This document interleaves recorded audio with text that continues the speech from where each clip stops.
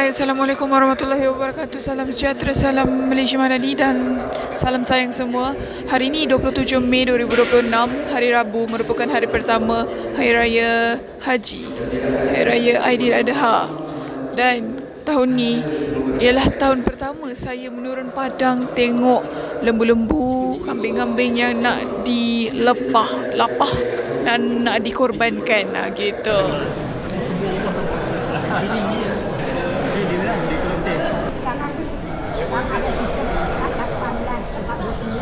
Okay guys, sekarang pukul 9.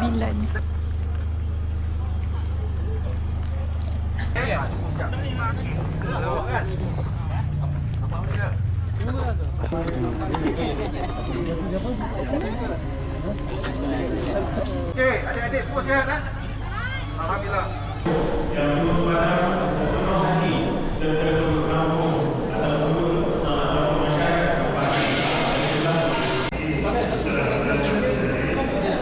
Saya kalau ikut lagi lama saya daripada lembu kat sini.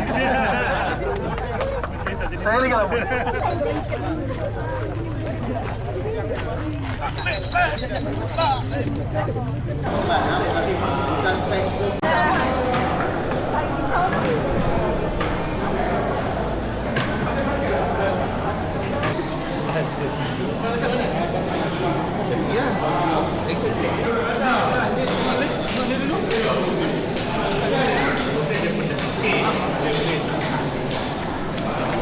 Okay, hi guys. Sekarang pukul 11.30 pagi dan aku berada di atas, masih dekat surau, tapi aku duduk kat atas kejap sebab nak charge phone.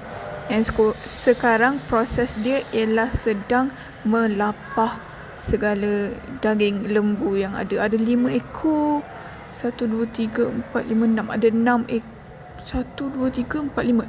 Ada 5 ekor lembu tadi. Sekarang pukul 2.40, dah sampai dekat office, dah settle semua event, dah sampai ke office tengah agihkan daging, bahagian-bahagian yang diorang dapat lah. So sampai situ saja vlog saya kali ni. Terima kasih semua, bye-bye. Ni ada 2. Tapi dah daging ni bos. Boleh sikit je. Aku ni punya. Apa dah ada 2 ni?